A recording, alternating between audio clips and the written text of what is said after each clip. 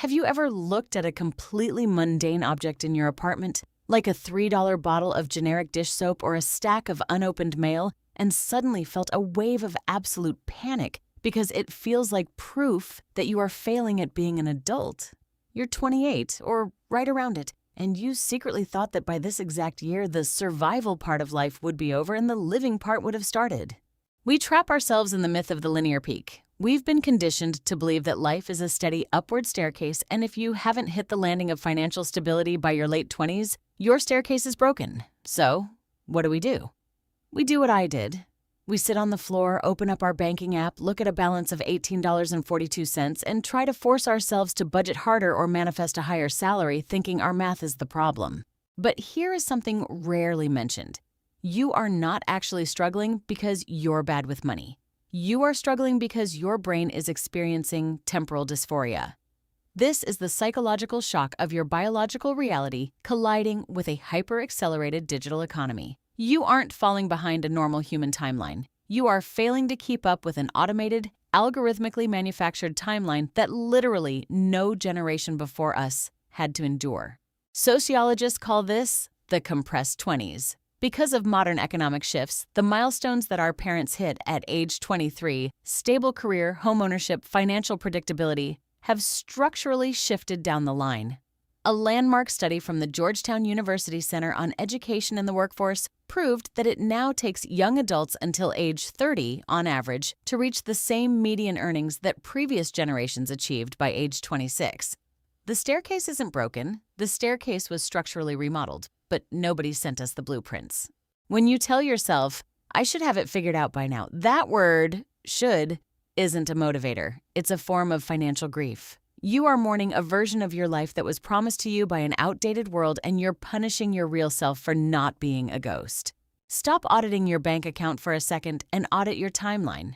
Write down the age your parents or older mentors bought a house or got their forever job. Now, subtract 4 years of structural economic delay. Suddenly, your 28 is the historical equivalent of 24. You aren't late. You are exactly on time for the world we actually live in. But if the timeline is warped, why does it feel like everyone else on your feed got the memo and left you behind? In the next section, we're going to unpack the terrifying psychological phenomenon of why your brain actually needs you to believe you're the only broke person in the room. Why is it that when a friend texts you to go out for a $40 dinner, your immediate instinct is to say yes and just deal with the panic later, rather than admitting, hey, I don't have it in the budget right now? Why is the truth so humiliating? We think we do this because of basic peer pressure. We think we're just materialistic or lack discipline. So we try to fix it with standard advice. Just cook at home. Or learn to say no. The lesser-known truth is a concept called mimetic desire, coined by philosopher René Girard. We don't actually want the things we buy. We copy what other people want to prove we belong to the same tribe. At 28, financial transparency feels like social death. When you buy that dinner you can't afford, you aren't buying food. You are paying a social tax to purchase the temporary illusion of safety. You are spending real dollars to hide real shame. Neuroscientists have found that social exclusion lights up the exact same pain receptors in the human brain as physical injuries. Staring at your friend's vacation photos while you eat instant noodles causes a microdose of genuine neurological trauma. Your brain views being broke as a threat to your survival within the tribe, so it forces you to spend money to fake your status as a defense mechanism. This means your bad spending habits are often just misdirected survival instincts. You aren't reckless, you're just lonely, and you're using your debit card as an emotional shield. Initiate what I call a shame audit. Pick your closest friend, just one, and send a terrifying text. Say, hey, I'm doing a massive financial reset this month because my goals are changing, so I can't do expensive dinners, but I'd love to just hang out at the park. Watch how quickly they sigh with relief because they were likely drowning in the exact same social tax. Breaking that cycle is just step one. Next, we have to talk about a hidden concept that financial gurus completely ignore: the invisible tax that exhausts your bank account before you even wake up in the morning. Have you ever noticed that the more exhausted you are from your job, the more money you end up spending? You work a grueling 10-hour day, and instead of cooking the groceries you bought, you spend $35 on a delivery app because the thought of washing a pan makes you want to cry. Traditional finance tells you this is a failure of willpower. They tell you to just grit your teeth and hustle harder. Here is the surprising insight. This is a biological reality called the exhaustion tax. Your willpower is a finite resource. When your day job or your existential dread completely drains your decision-making battery, your brain enters a state of ego depletion. In this state, your brain will ruthlessly trade money for convenience just to protect its remaining energy. You aren't bad at budgeting. You are being economically extorted by your own fatigue. Behavioral economists have documented that financial scarcity itself takes up an immense amount of cognitive bandwidth. When you are constantly worrying about money, your functional IQ temporarily drops by up to 13 points. You are literally making financial decisions while cognitively impaired by the stress of being broke. This creates a vicious cycle. You work a job that drains you, you pay the exhaustion tax to survive the evening, which keeps you broke, which forces you to stay at the job that drains you. You aren't stuck in a career trap. You are stuck in an identity sunk cost. You keep trying to make your current life work because you've already invested so much time into it, even though it's the very thing bleeding you dry. To beat the exhaustion tax, you have to automate your low-energy moments.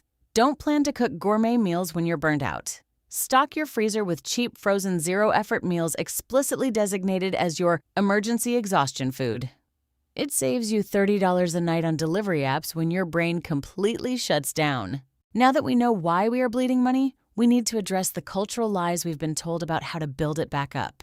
Next, we are going to dismantle the most toxic myth floating around the internet right now, and the hidden truth behind it. Hey, if you're sitting there watching this and feeling that heavy knot in your chest loosen up just a little bit, I want you to know you're not alone. I'm navigating this in real time right here on Mica Invests. I don't have a multi-million-dollar portfolio to brag about. I have a raw, honest look at what it actually takes to build from zero at 28. If you want to stop pretending everything is fine and actually figure this out together, hit that subscribe button. Let's build a real financial foundation without the fake internet filters. Now, let's get into the biggest myth holding us back. Have you ever spent 3 hours researching how to save $4 on your wireless bill or felt immense guilt over buying an $8 streaming subscription, only to realize your bank account didn't actually look any different at the end of the month? The dominant narrative in personal finance is micro-optimization, skip the latte, cancel the app, track every single cent. We've been told that wealth is built by surviving 1,000 tiny self-inflicted cuts. Here is something rarely mentioned.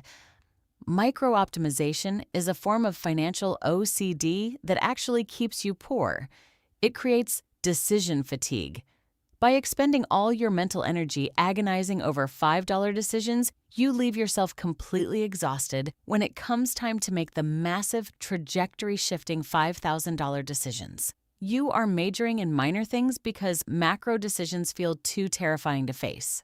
Data shows that for the average person in their late 20s, cutting out all small luxuries yields less than a 3% difference in their annual net worth, while often destroying their mental health. Conversely, optimizing just two things, your housing cost and your primary income stream, accounts for over 80% of your financial trajectory. When you obsess over the price of coffee, you are trying to exert control over a life that feels completely out of control. It's an anxiety response, not a wealth strategy. Implement the 80-20 rule of energy. For the next 30 days, ban yourself from feeling guilty about any purchase under $20. Instead, take all that anxious energy and channel it into one macro action: updating your resume, learning a high-value skill for 15 minutes a day, or negotiating a single major bill. Focus on the anchors, not the dust. But if we stop obsessing over the tiny details, how do we actually handle the terror of that low bank balance tomorrow morning? Next, I'm going to share the radical financial belief that changed everything for me, and the final reveal that flips the entire concept of having it figured out completely on its head.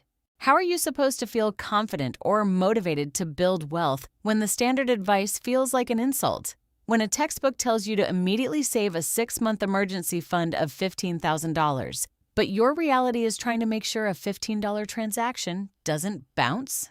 The mistake is believing that financial progress only counts if it looks like a textbook definition. We think that if we can't save hundreds of dollars a month, there's no point in saving anything at all. The hidden truth is the concept of velocity over volume. Momentum matters infinitely more than the amount. When you are broke, your greatest enemy isn't your lack of money. It's your lack of financial agency. You feel like a passive victim of your bank account.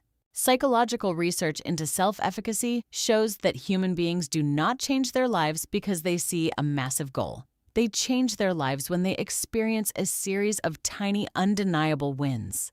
This brings us to the biggest emotional payoff and the final reveal of what having it figured out actually means. Look at this apartment. Look at the $18.42 on the screen. The trap is believing that you are waiting for a specific dollar amount to finally feel like an adult, to finally breathe, to finally be happy. Open a separate free savings account today. Do not try to put $500 in it. Put $5 in it. Call it your oh shit fund.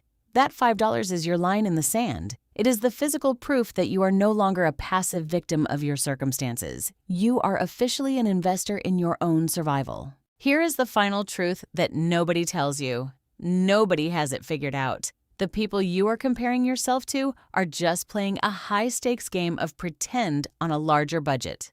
True financial freedom doesn't start when your bank account hits a certain number. It starts the moment you stop letting a temporary number dictate your permanent self-worth. You are 28. You are learning, and you are exactly where you need to be. Let's stop pretending, and let's start building. I'll see you in the next video.